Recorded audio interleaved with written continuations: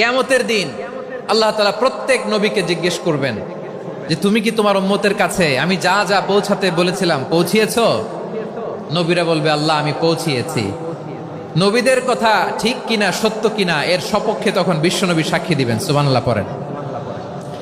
এজন্য রব্বুল আলামিন বলেন ফাকাইফা ইযা জিনা মিন কুল্লি উম্মাতিন বিশাহীদিন ওয়া জিনা বিকা আলা হাউলাই শাহীদা।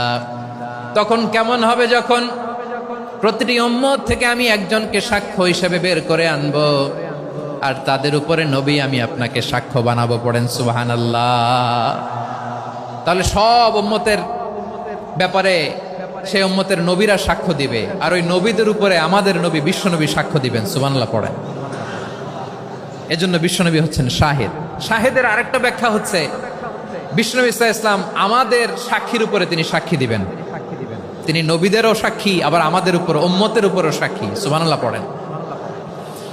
রব্বুল আলামিন বলেন وَكَذَلِكَ جَعَلْنَاكُمْ أُمَّةً وَسَطًا لِتَكُونُوا شُهَدَاءَ عَلَى النَّاسِ وَيَكُونَ الرَّسُولُ عَلَيْكُمْ شَهِيدًا। আর অনুরূপভাবে আমি তোমাদেরকে মধ্যমপন্থী উম্মত হিসেবে তৈরি করেছি, প্রেরণ করেছি। ব্যালেন্সড উম্মাহ, মধ্যমপন্থী উম্মাহ হিসেবে প্রেরণ করেছি, যাতে করে তোমরা সবার উপরে সাক্ষ্য দিতে পারো, আর যাতে তোমাদের নবী হতে পারে তোমাদের উপরে সাক্ষ্যদাতা। পড়েন সুবহানাল্লাহ।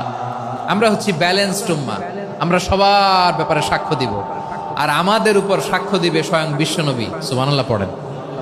তাহলে আমাদের নবী নবীদের উপরও সাক্ষী, আমাদের উপরও সাক্ষী।